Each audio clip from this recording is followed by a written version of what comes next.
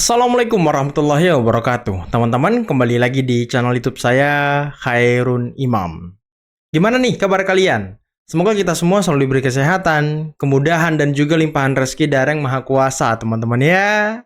Nah, di video kali ini kita akan melihat bagaimana alumni dari Universitas Mataram memberikan sebuah kesaksian yang sangat-sangat mengejutkan terkait dengan dosen pecatan, yakni Rismon Hasiholan Sianipar, yang diduga Rismon masuk ke Unram sebagai dosen itu menggunakan diduga ijazah palsu, teman-teman. Waduh.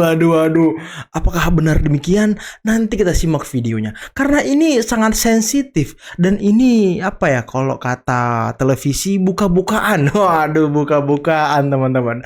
Dan lagi ada sebuah video yang sangat lucu bin Bahlul dari salah satu peneliti abal-abal, peneliti gadungan gerombolan pembenci Pak Jokowi, yakni Roy, mau bilang Roy Panci nggak enak ya kan, Roy Suryo gitu.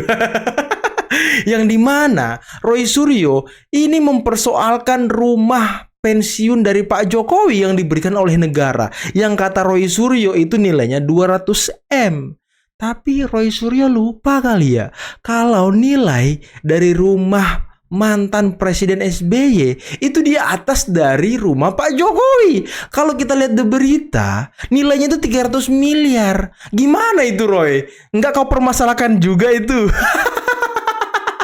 Aduh. Dan lagi, teman-teman, ada sebuah video di mana Rismon lagi-lagi apes diusir oleh polisi ketika dia mau menyerobot masuk ke rumah Pak Jokowi. Waduh, ini orang bikin rusuh aja kerjanya ya. Oke, sebelum kita mulai videonya, jangan lupa like, subscribe, dan share. Dan tanpa perlu berlama-lama lagi, mari kita mulai videonya berikut ini. Ada Undang-Undang Nomor 7 Tahun 78, khususnya pasal 8. Di situ jelas aturan berapa nilai maksimal untuk seorang mantan presiden. Berapa, hayu? Maksimal plus minus 20 miliar. 20 miliar. Maksimalnya 20 miliar. Oke. Berapa nilai tanah milik Jokowi yang dibangun oleh pemerintah? Dulu mungkin hanya 2.000 atau 3.000 meter. Sekarang menjadi 12.000 meter. Wow. 12.000 meter itu 1,2 hektar. Wow. Harga tanah di sana sekarang harganya adalah kalau di total kalikan dengan 1,2 hektar sudah nilainya 200 miliar. 200 miliar. 200 miliar. Apa kabar nilai rumah Pak SBY, rumah pensiun Pak SBY yang nilainya 300 miliar, Roy? Nggak kau geruduk juga Pak SBY. Pensiun Jokowi paling besar dibanding semua mantan presiden lainnya. Luasnya sampai 12.000 meter persegi. Kok bisa? Padahal aturannya tanah yang diadakan untuk rumah kediaman mantan presiden cuma 1.500 meter persegi. Sabar. Saya sudah cari faktanya. Memang dalam pasal 3 Peraturan Menteri Keuangan nomor 120 tahun 2022 dijelaskan, tanah yang diadakan untuk rumah kediaman bagi mantan presiden dan atau mantan wakil presiden dengan keluasan paling banyak seluas 1.500 meter persegi. Tapi aturan ini berlaku untuk tanah yang berlokasi di Provinsi DKI Jakarta. Dan jika tanah yang dibeli berada di luar DKI Jakarta, maksimal harga tanahnya setara dengan nilai tanah 1.500 meter di DKI Jakarta. Coba Anda hitung-hitung sendiri deh. Uang seberapa mewah sih uang bangunan yang dipakai dari uang rakyat itu, Pak? Tapi ini harusnya kan ada nilai proyeknya, Pak, pelangnya. Nah, betul. Pelangnya kan harus ada. Kalau itu saya kurang tahu persis, Pak. Saya hanya keamanan. Usir aja, Pak. Usir. Bapak keamanan di sini tahu, tapi kita ke sini nggak ngapa-ngapain sih, Pak. Bapak keamanan. Pak, jangan Bapak ini udah berpangkat gitu, Bapak kan? Gubernur. Bener loh, Bapak jangan, Bapak. Mohon maaf. Merendahkan. Rismon itu ngajar di Unram. Unram itu kan kampus negeri. Nah, harus dicek. Kita harus identifikasi dulu skema masuknya, format masuknya dia menjadi pengajar di Unram itu apa gitu loh. Apakah Unram yang minta misalnya sebagai dosen, pengajar, ataukah memang itu misalnya dia lulus sebagai ASN dan lain sebagainya gitu kan. Kalau ASN berbahaya nih. Nah, itu yang harus diidentifikasi maksud saya gitu. Nah, sehingga pengetahuan kami sih Rismon itu sudah tidak lagi menjadi bagian dari sementara apa itu. Apakah dipecat atau apa gitu? Ya dugaan saya dipecat itu. Dipecat ya, bisa jadi ya. Dugaan saya dipecat. Karena memang kemarin kan dia menulis buku menghilangkan gelarnya ataupun riwayat pendidikan yang dia memuji. Nah, itu dia menghilangkan, dia rilis buku itu. Jadi semakin kelihatan jelas. Tapi ketika tadi bahwa Rismon ini masuk ke UNRAM melalui prosedural, katakan dari Dikti gitu ya, lembaga sertifikasi ataupun dia mendapatkan sertifikat. Karena di dalam website UNRAM itu saya melihat Rismon ini ada NIP. Ada nih. Begini loh, kalau saya tuh gini, kita harus melihat orang yang muncul di publik itu kan kita juga identifikasi rekam jejaknya itu. Nah sekarang dia berkolaborasi dengan Roy misalnya. Kan kita bisa buka jejak digitalnya bagaimana dia menghantam, menghina-hina Roy Suryo. Ini beberapa waktu yang lalu gitu. Lalu sekarang lalu sekarang mereka bareng dan lain sebagainya. Itu kan publik bisa ngelihat ini orang liar gitu loh. Ini orang liar. Nah, kan kita sebagai publik, sebagai masyarakat, ya mohon maaf lah saya klaim sebagai kelompok intelektual kan, harus mengkanalisir agar seorang seperti Rismon ini mestinya tidak muncul di ruang publik. Betul. Gitu. Nah hemat saya justru kemunculan dia ini kan menjadi penyakit publik ya, penyakit isu publik gitu. Nah menurut saya juga saya kritis itu kepada berbagai podcaster, youtuber maupun beberapa produsen TV nasional gitu. Ya ini Rismon ngapain diundang gitu loh. Yang dibicarakan juga banyak yang ngawur gitu. Tidak mau memberikan pencerahan kepada publik gitu. Mencecar secara brutal kan ketika ketemu orang dan lain. So jago lah kata gitu ya. So jago dan so tahu gitu. Iya, sebetulnya orang bukan nggak jago gitu, tapi ngapain ngadepin dia sih gitu loh. Apa sih gitu loh. Iya benar. Ke Rismon ini. Nah, apalagi kredibilitas seorang Rismon itu kan sangat kita ragukan. Karena rekam jejak inkonsistensi dan kebrutalan dia itu tadi gitu. Nah, kalau sudah kita anggap dia tidak kredibel itu, maka ngapain kita melihat dan mempertimbangkan argumentasi dia ketika dia bicara soal ijazah Pak Jokowi. Dan itu parah dengan secara terbuka dia menghina banyak institusi, polisi, UGM dan lain sebagainya. Ya Pak Jokowi sekarang itu APH, aparat penegak hukum itu kan sedang bergerak ya. Jadi saya ini juga sebagai ketua Pemuda Patriot Nusantara itu kan sudah membuat LP ke Polres Jakarta Pusat dan sekarang sudah dilimpahkan ke Polda Metro Jaya. Iya kan saya salah satunya Rismon yang teroris itu ya pelapor yang minta maaf ya yang sebetulnya terregister pertama itu kan laporan kami di Polres Jakarta Pusat itu. Nah, delik publik ya. Kami menggunakan delik umum. Pasalnya itu adalah pasal 160. Deliknya ya delik biasa. Delik umum biasa 160 KUHP itu. Sehingga itu yang ditahan itu tuh. Yang mestinya bisa. Harus ditahan 160 KUHP. Mestinya bisa dan ditahan ya. Junto enggak 45? Enggak, kami cuma pasal 160 dan mestinya aparat itu ya tanpa kasarnya itu tanpa kami laporkan itu justru harusnya bisa mengusut itu, apalagi kami laporkan karena kan bukan delik bukan delik aduan. Kalau delik aduan kan mesti yang melapor itu adalah pihak yang merasa dirugikan. Pak Jokowi. Dirugikan langsung misalnya Pak Jokowi. Nah, kami menggunakan pasal 160 karena gambar besar dari Rismon CS ini kami lihat itu adalah ini bisa menjadi satu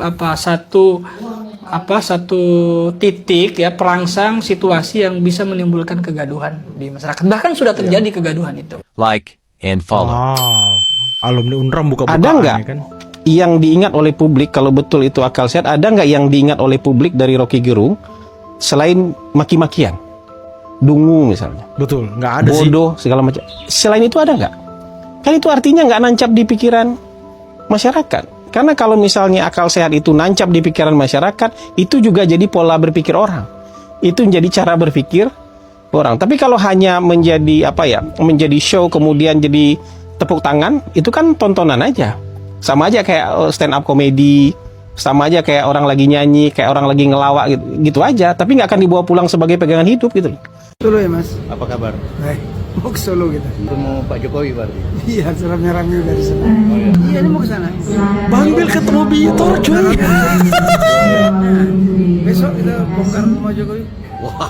Mau bongkar rumah Pak Bang Jokowi. Bitor mau bongkar rumahnya Pak Jokowi guys. Kita lihat beraninya beliau. Bukan nggak berani, memang datanya ada. Atau Kita kita sudah bersurat ke Jokowi. Oh, Kita mau sudah. ketemu. oh, iya. Ya, belum. Nekat Belum beliau. ketiga. Luar biasa Bitor ya. Guys, setidaknya ada 3 hal ya. Orang dan juga komunitas mau menjatuhkan Pak Jokowi dengan isu-isu besar. Pertama, kalian masih dengar dengan istilah 2019 ganti presiden? Waduh. Itu luar biasa, Nena Waris pergerakannya mantu. begitu masif, pergerakannya begitu kencang. 2019 ganti presiden itu sangat-sangat bisa kita ingat dengan baik. Tapi apa yang terjadi?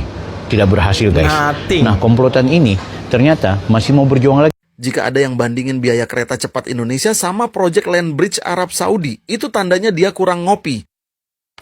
Belakangan ini publik ramai membandingkan biaya proyek kereta cepat Jakarta-Bandung dengan proyek serupa di luar negeri, terutama Land Bridge di Arab Saudi. Sekilas, perbandingan ini tampak mencolok. Land Bridge sepanjang 1.500 km disebut hanya menelan biaya sekitar 112 triliun rupiah atau sekitar 74 miliar rupiah per kilometer. Sementara WUSH yang panjangnya hanya 142 km menghabiskan dana hingga 113 triliun rupiah atau setara 796 miliar rupiah per kilometer. Tak heran jika banyak yang menganggap proyek di Indonesia terlalu mahal. Namun masalahnya tidak sesederhana itu. Land Bridge bukanlah high speed rail seperti WUSH, melainkan jalur logistik untuk kereta barang biasa yang kecepatannya dirancang di bawah 200 km per jam. Selain itu, Land Bridge Arab Saudi juga dibangun di medan datar dan minim hambatan karena memang ada di kontur padang pasir. Sementara jalur WUSH menembus kontur pegunungan dengan 53 km lintasan menanjak dan sekitar 15 km terowongan. Konstruksi semacam ini menuntut teknologi tinggi dan biaya besar, terutama untuk keamanan dan stabilitas jalur. Jika ingin adil, pembanding yang lebih relevan adalah Jepang. Proyek Shinkansen Tokyo Osaka yang memiliki banyak terowongan dan medan menanjak menghabiskan sekitar 1,36 triliun per kilometer, yang artinya jauh lebih mahal dari WUSH. Bahkan di Amerika Serikat, proyek serupa mencapai 1,6 triliun rupiah per kilometer. Artinya biaya kereta cepat Jakarta-Bandung masih dalam kisaran wajar jika mempertimbangkan kondisi geografis dan spesifikasi teknologinya. Tapi meski begitu, Mimin masih merasa pembangunan WUSH ini terlalu memaksakan. Mengingat hutang yang diakibatkan dari pembangunannya yang super besar, serta juga sampai saat ini WUSH belum menjadi kendaraan utama bagi orang dari Jakarta ke Bandung, atau sebaliknya. Kalau menurut kalian gimana nih? Coba kalian komen di bawah. Rumah yang di Colomadu? Rumah itu masih kewenangan di Kementerian Sekretariat Negara karena masih belum diserahkan pada saya dan saya melihat juga belum selesai. Kalau konsep sama desainnya, Bapak sendiri yang memilih atau memang dari arsitek? Dari arsitek, ya saya ditanya-tanya dong. Sampai sekarang sudah berapa persen Pak proses pembangunan? Tahu, tanya Nggak aja ke tahu ya Kementerian guys. Seknek. Pak Jokowi nggak tahu loh. Gimana? Konsepnya apakah forest in the city atau karena banyak Konsep-konsep. nanti rencananya akan ditempatnya atau enggak? Tetap di rumah lama. Tetap di rumah lama ya kan. Yang lain? Udah punya rumah kok. Kita ini udah punya rumah, meskipun rumahnya kecil, ya apapun tetap senang di rumah yang lama. Terus nanti difungsikan sebagai apa Pak? Apanya? Untuk rumah yang di Colomadu? Ya bisa aja untuk pertemuan. Apakah berpotensi atau mungkin matamu nggak tahu, saya nggak tahu, saya belum tahu. Bapak apakah Belum berpotensi tahu, ya kan? dibuka sesekali untuk ruang publik Pak? Apanya? Rumahnya dibuka untuk umum gitu? Ya bisa aja. Kayak di Loji Gandrung Pak? Bisa aja. Belum, diserahkan aja belum udah ditanya-tanya. Nanti pindah domisili nggak Pak? Pindah domisili? Enggak, tetap di Sumber. Karena ini kabarnya udah 90% Pak. Ya udah tahu, tanya saya. Pendoponya itu Pak. Ada pendoponya. Enggak ada. Satu lantai Pak. Apa? 2 lantai. Oke teman-teman, itulah tadi beberapa video yang bisa kita simak pada kesempatan kali ini. Dan gimana menurut kalian? Protes, lagi-lagi protes dari Roy Suryo terhadap rumah Pak Jokowi, rumah pensiun yang diberikan oleh negara. Yang kata Roy Suryo nilainya itu 200 miliar, yang harusnya hanya 20 miliar. Tapi kok SBY nilainya bisa 300 miliar gitu? Itu tadi tahun 2016 beritanya teman-teman. 300 miliar. Gemuk 100 miliar dari Pak Jokowi. Tapi nggak ada yang mempermasalahkan tuh Roy Suryo. Apa Anda nggak mau mempersoalkan? Apa Anda takut mempersoalkan? Nanti hilang dukungan dari Pak SBY. Gimana ini? Jangan setengah-setengah dong kalau mau mengkritik. Jangan setengah-setengah dong kalau mau menggeruduk. Ayo Rismon, coba geruduk rumah Pak SBY sana. Gede juga loh nilainya loh, 300 miliar di tahun 2016. Pak SBY terakhir jadi presiden 2014. Hanya berselang 2 tahun. Berselang 2 tahun loh. Beritanya loh, 2016. Mungkin juga bangunannya baru selesai di awal-awal 2016 gitu. Dan nilainya 300 miliar. Waduh, gimana ini? Coba Anda jelaskan Roy. Anda kan dulunya masih di Demokrat waktu itu kan. Masih di partai tahun 2016, 2015. Mungkin Anda sudah masih di partai waktu. Coba dong jelaskan. Ayo dong. Jangan cuma Pak Jokowi. Ayo Rismon. Apakah nggak usah kita lanjutin. Dan gimana menurut kalian teman-teman? Dengan penjelasan alumni UNRAM yang membongkar seperti apa dugaan kepalsuan ijazah Rismon yang sangat problematik, dan Rismon sepertinya dikejar-kejar oleh pihak UNRAM. Karena kalau Rismon masuk ke UNRAM sebagai ASN menggunakan dugaan ijazah palsunya itu, nah ini bahaya teman-teman. Berarti dia, wah ini bisa kena pidana juga nih. Makanya kemarin Bang Andi siapa gitu, Ketum Jokowi Mania apa ketua Jokowi Mania kalau nggak salah sekarang ya, karena kan ketuanya yang kemarin sudah ditangkap tuh. Nah Andi Aswan itu kan katanya mau melaporkan ijazah Rismon. Nah ini kita tunggu nih, kapan Rismon dilaporkan atas penggunaan ijazah palsu, dugaan ijazah palsu. Ini bahaya teman-teman.